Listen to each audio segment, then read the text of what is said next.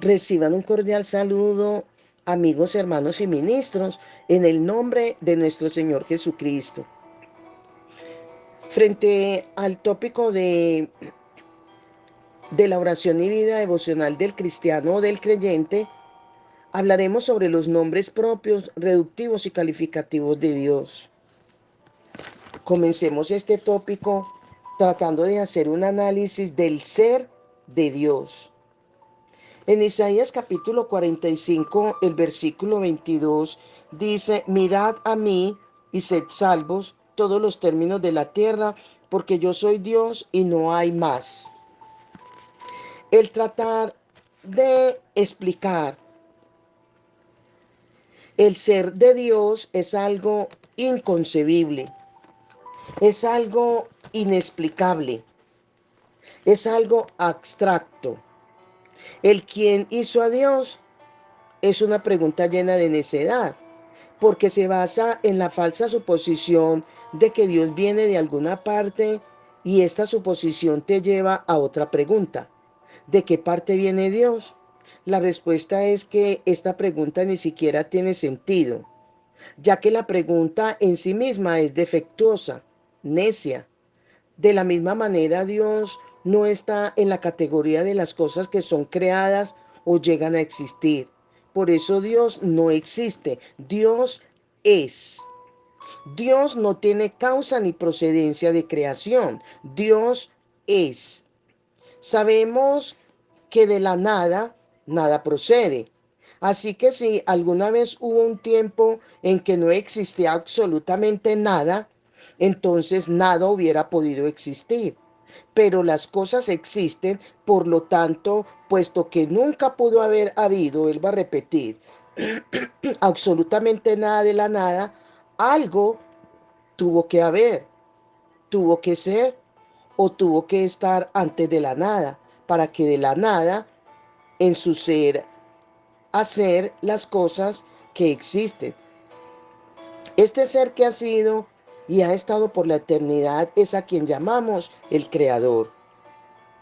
En lo científico es imposible estudiar a Dios. Él es abstracto. Es un ser que no puede meterse en un tubo de ensayo y analizarlo por completo en forma absoluta. La teoría nos da algunos indicios muy minúsculos, pequeños destellos y balbuceos de formación de la naturaleza de Dios.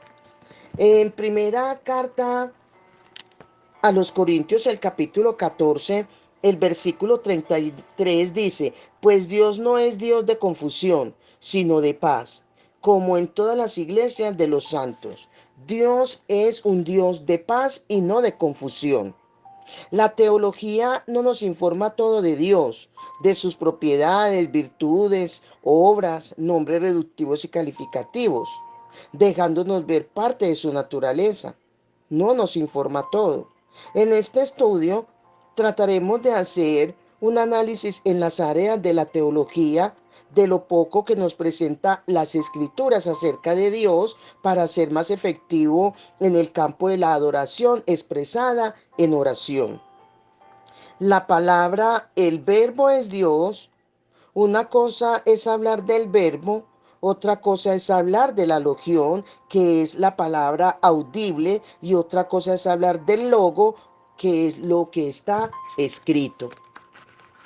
En el verbo está la sustancia de Dios, lo absoluto de Dios. Está todo registrado, todo lo que es Dios, porque es Dios. En la Biblia no está registrado todo lo que es Dios. Dice que si se escribiese todas las grandes señales que Jesús hizo, no habrían libros en el mundo para escribirla, solamente hablando de los milagros y prodigios que Jesús hizo. ¿Cuánto más tratar de escribir todo lo que es Dios? No hay libro en el mundo que pueda sostener la grandeza de Dios.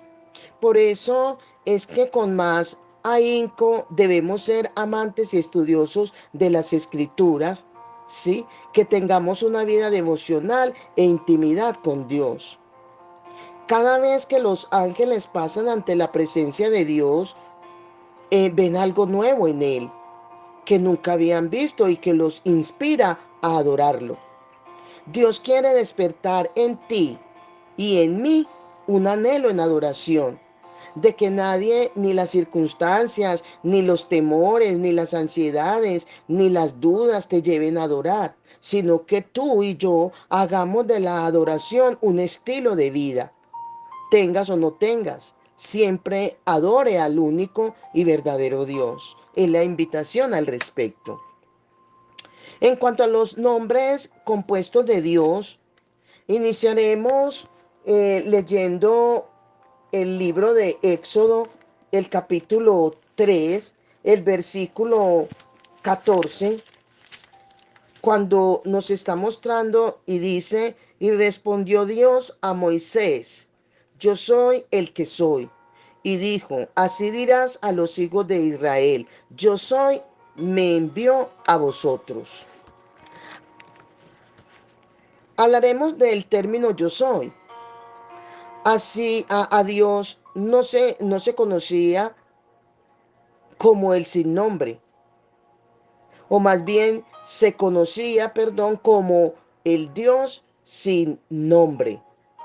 Por eso el término Jehová o Jireh o Yahvé es un nombre que surge, sale y nace de la vocal y la consonante Adonai y Elohim, donde los hebreos y los judíos se inventaron este nombre con la finalidad de mencionar ese nombre que se le dio a Moisés en el monte de Sinaí, que solamente le era repetido o le era permitido o salir de los labios de quien Dios delegó autoridad para pronunciarle, y ese fue a Moisés, cuando le dijo, diles que yo soy, te envía. Hay dos tipos de yo soy en el hebreo y en el griego. Yo soy, este término yo soy, es común. Ejemplo, yo soy mujer, yo soy estudiante, ¿sí? Es un término común. Pero también tenemos el yo soy con respecto a lo asignado solo a Dios. Jesús, por ejemplo, Jesús dijo, yo soy el camino. Jesús utilizó el término en griego, Ayav, Ayav con H y termina en F, Ayav. El decirle en adoración a Dios el término Señor, tú eres el yo soy, y no entender lo que significa lo que estás diciendo, es caer en un terreno de herejía, de apostasía y de blasfemia contra Dios o en contra de Dios. Este término en el aspecto etimológico encierra características y valores que son absolutas y propias del ser. En Éxodo que ya leímos y volvemos a repetir, Éxodo 3:14, yo soy, indica ser del hebreo Ayav, entre, entre sus características y valores determina la existencia abstracta.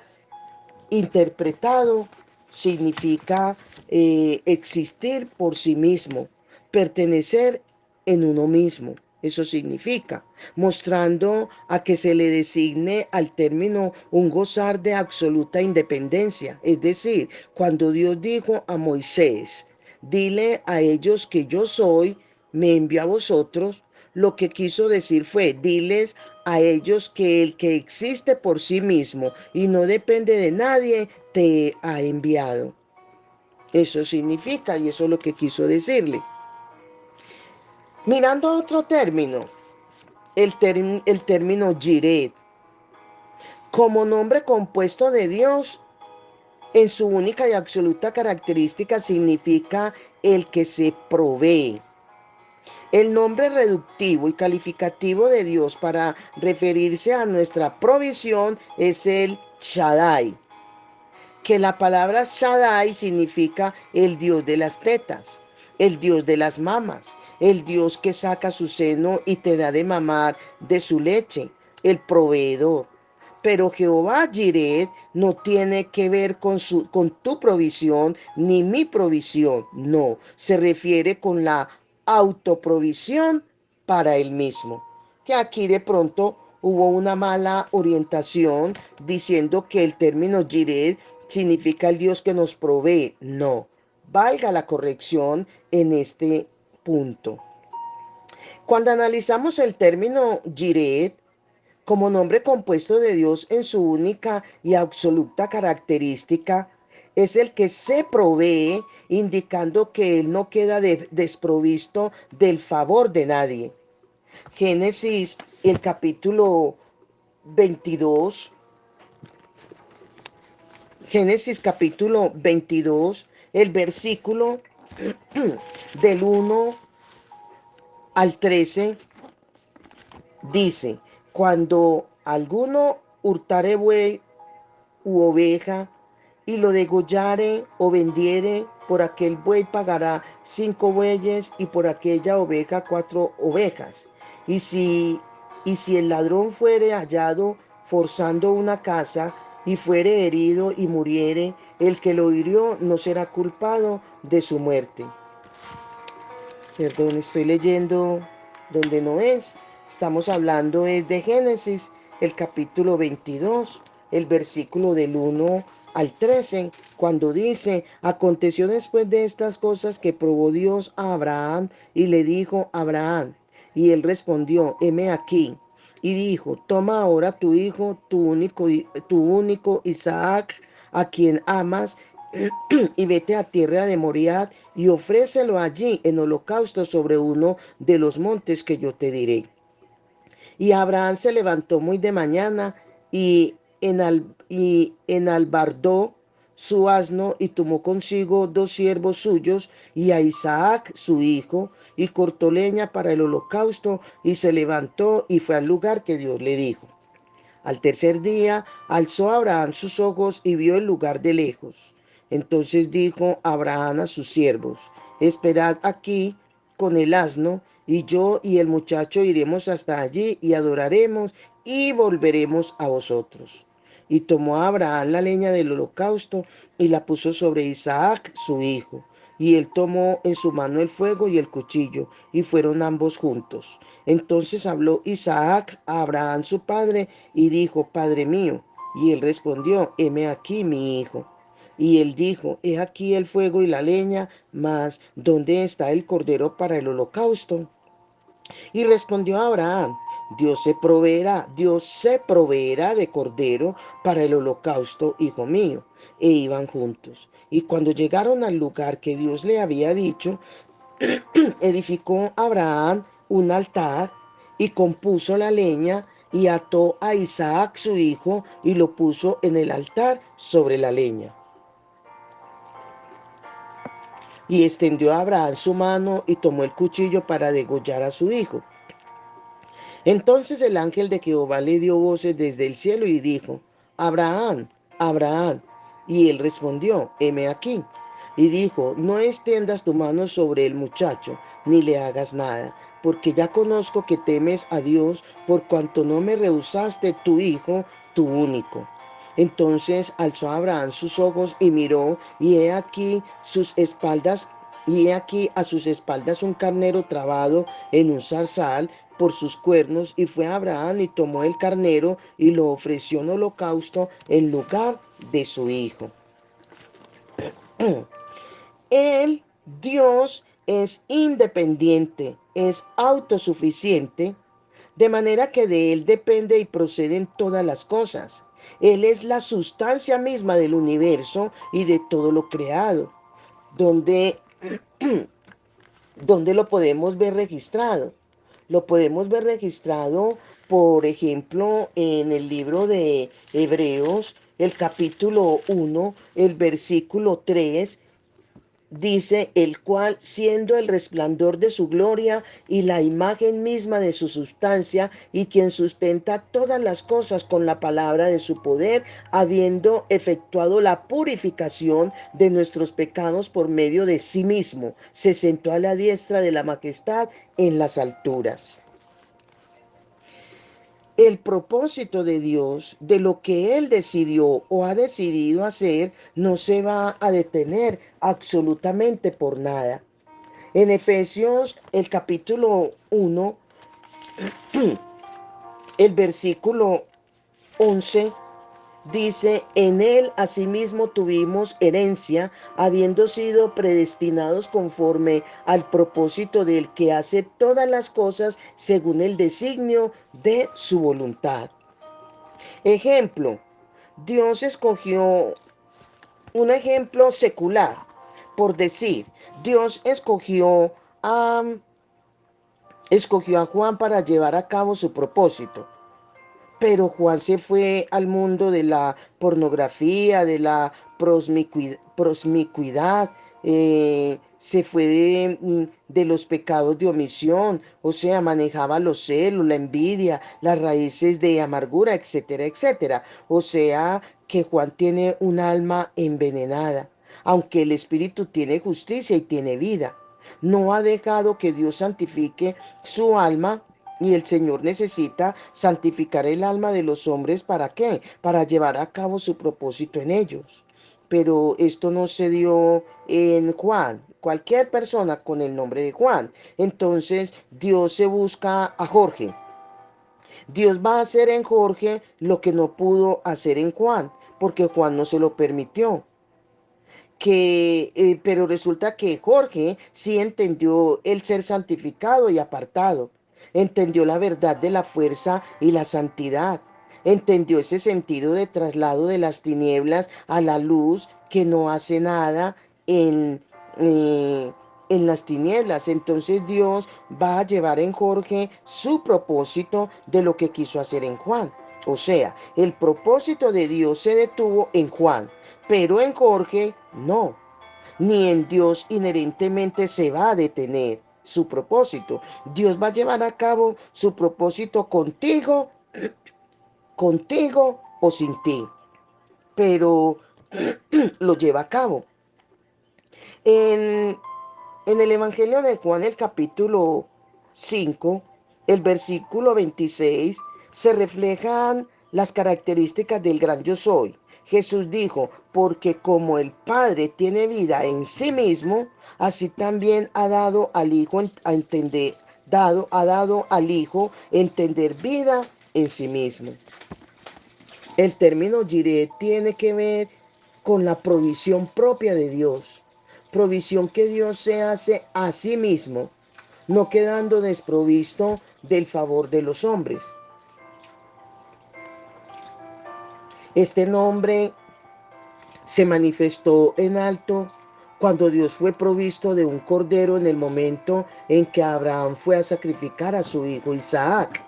Y también le manifestó cuando entregó a su propio hijo por la humanidad, cuando entregó a Jesús por la humanidad. El Jireh, el que se provee, según lo que nos dice ahí en Génesis capítulo 22, el versículo 8, y dice, y respondió a Abraham, Dios se proveerá de cordero para el holocausto, hijo mío. Se proveerá, se proveyó para el propósito que tenía con Abraham. Una de las formas de honrar este nombre es evitar caer en el terreno de la autosuficiencia, de caer en el terreno de la independencia y creernos el eslabón perdido de Dios. Siempre debemos tener presente que Dios llevará a cabo su obra. Aunque tú no te prestes para ello, Él se proveerá. Dios es autosuficiente para todas las cosas. Él es la fuente. Él tiene provisión para sí mismo. Él es Jehová Jireh. Alguien dijo, para tratar de explicar lo absoluto de Dios y su independencia, dijo, Dios tiene tanto poder que que pudo haberse hecho él mismo. Ahora bien, tratando otro término de los nombres reductivos y calificativos de Dios, trataremos el término Elión. Significa altísimo, supremo, excelso. Este término Elión se deriva de Alach, que significa subir, ser elevado. Designa a Dios como el alto el que está por encima de todas las cosas, el superior. El león en el Nuevo Testamento aparece reflejado como el Dios omniglorioso, es decir, el que tiene toda la gloria. Así lo registra claramente Efesios, el capítulo 1, Efesios capítulo 1, el versículo 17. Dice, para que el Dios de nuestro Señor Jesucristo, el Padre de gloria, os dé espíritu de sabiduría y de revelación en el conocimiento de Él. El Dios de gloria. Cuando Pablo da el discurso hablando del Dios omniglorioso, él se menciona al Dios de gloria. El león en todo el sentido de la palabra indica el Dios que está en las alturas, cuya gloria y magnificencia no la supera nadie. De allí el grave error de tratar de quitarle a Dios la gloria. En el libro de Isaías, el capítulo 42, el versículo 8 dice, yo Jehová, este es mi nombre, y a otro no daré mi gloria, ni mi alabanza a esculturas. ¿Sí? O cuando se trata de ocupar su lugar.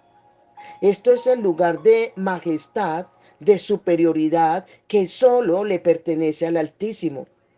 Esto fue lo que Satanás intentó hacer y fue degradado y humillado hasta lo sumo. En él se dio lo contrario a Jesús, que por causa de haberse humillado fue exaltado hasta el estado más alto de preeminencia. ¿Sí? Y para ello, miremos lo que está registrado en el libro de Salmos. Vayamos a Salmos, el capítulo 72 nos está dando tan claramente a saber sobre la superioridad de Dios. Salmos 72, 19 dice, bendito tu nombre glorioso para siempre, y toda la tierra sea llena de tu gloria. Toda la tierra sea llena de tu gloria. El nombre de Dios es bendito por siempre y para siempre. Apocalipsis, el capítulo 7, el versículo 12, dice, diciendo, amén, la bendición y la gloria y la sabiduría y la acción de gracias y la honra y el poder y la fortaleza sean a nuestro Dios por los siglos de los siglos. La gloria solo es de Dios. Entonces repito que este término de Elión solo le compete y le corresponde al Altísimo. Esto fue lo que Satanás intentaba hacer y fue degradado y humillado hasta lo sumo. En Satanás se dio lo contrario a Jesús, que por causa, Satanás por haberse enaltecido, fue degradado y humillado. Y Jesús, por haberse humillado, fue exaltado en el estado más alto de preeminencia. En, en Filipenses también nos está mostrando en el capítulo Filipenses capítulo 2 versículo del 5 al 11 cuando dice, haya pues en vosotros este sentir que hubo también en Cristo Jesús, el cual siendo en forma de Dios, no estimó el ser igual a Dios como cosa a que aferrarse, sino que se despojó a sí mismo, tomando forma de siervo, hecho semejante a los hombres, y estando en la condición de hombre, se humilló a sí mismo, haciéndose obediente hasta la muerte, y dice, y hasta la muerte de cruz. Luego dice, por lo cual Dios también lo exaltó hasta lo sumo, y le dio un nombre que es sobre todo nombre, para que en el nombre de Jesús se doble toda rodilla de los que están en los cielos y en la tierra y debajo de la tierra, y toda lengua confiese que Jesucristo es el Señor, para gloria de Dios Padre. Para gloria de Dios Padre. Amén. Esto es en cuanto a lo sublime, a lo excelso y a lo altísimo de Dios. Vamos con el término Olán. Olán significa Dios eterno. Según Génesis, el capítulo 21, el versículo 33 dice, y plantó Abraham un árbol tamarisco en Beerseba, e invocó allí el nombre de Jehová Dios eterno. El nombre de Jehová eterno. Este nombre califica en el tiempo en cuanto a que no está sujeto a él. Olán indica el que está antes del principio y después del fin. En Apocalipsis capítulo 1, el versículo 8, se registra las características del Olán. Cuando dice, Dios es antes del principio y después del fin. El término compuesto principio y fin no indica lo primero y lo último de Dios. No, el texto en su más amplio sentido lo que quiere mostrar es lo que está antes del principio y lo que sucede después del fin. Los términos alfa y omega, donde ya he dicho en otros estudios, pero es de repetirlo porque se ocasiona por el nombre Olán. El alfa y la omega es la primera y la última letra del alfabeto griego. En el Apocalipsis 1:8 está mal escrito porque tú no vas a encerrar a Dios en un abecedario. El texto original dice, yo soy antes del alfa y después de la omega, o sea, yo estoy antes del principio y después del fin. También el alfa y la omega representan dos dioses de la mitología griega. Lo que quiso decir es, yo soy antes de cualquier dios y después de cualquier dios. ¿Ve? Adjudicando a Dios el verbo y el Espíritu Santo como parte de la naturaleza y propiedad de Dios, lo que el texto quiere demostrar es, yo soy antes del alfa y después de la omega, soy antes del principio y después del fin, estoy antes y después de cualquier Dios. Amén. Vamos con el término Canat. Este significa el Dios celoso.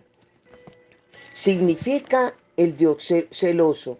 En Éxodo capítulo 20, el versículo 5 dice, no te inclinarás a ellas, ¿a qué? A las imágenes, ni las honrarás, porque yo soy Jehová tu Dios fuerte, celoso, que visito la maldad de los padres sobre los hijos hasta la tercera y cuarta generación de los que me aborrecen.